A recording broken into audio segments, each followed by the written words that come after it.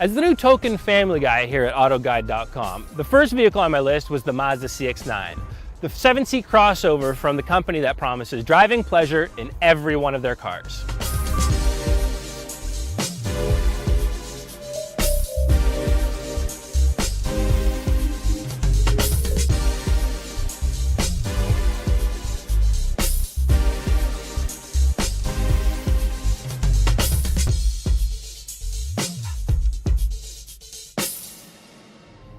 But we didn't book it for just 1 week. We've got this for a long-term test over several months. We'll be testing every aspect of its capability and its practicality, from a towing test to the family camping trip, and you can bet we're going to throw it into one of our comparisons. The mid-size segment isn't where you go looking for sexy styling or massive horsepower, but to a father of two, the ability to throw your kids in and load your gear up with no problem and have a car that's actually a little bit fun to drive, that's something to get excited about. Add in a level of technology that's trickling down from the luxury segment into mainstream vehicles like this, and you've got a winning recipe.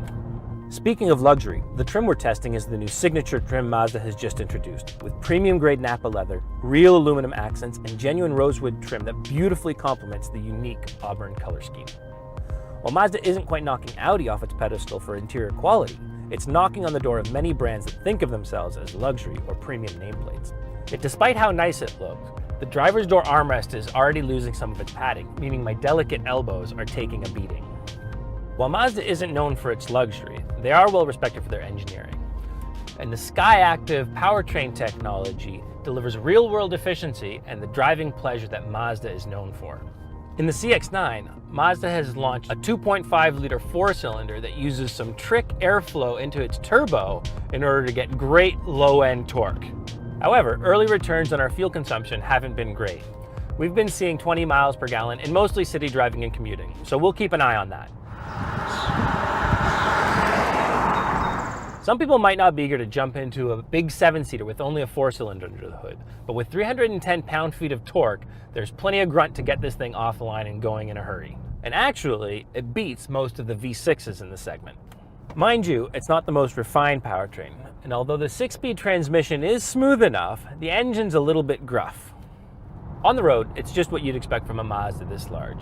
It's well settled on the highway, and bumps are smothered calmly, while there's a nice heft to the steering that makes it easier to keep it centered in your lane.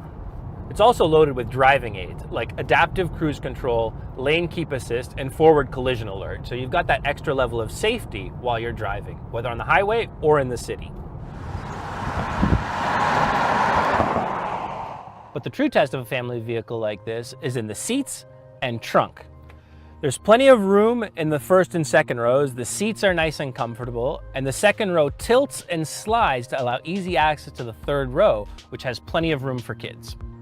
The trunk is about par for the course in this mid-size 7-seater class, with a small underfloor compartment to hide things from prying eyes.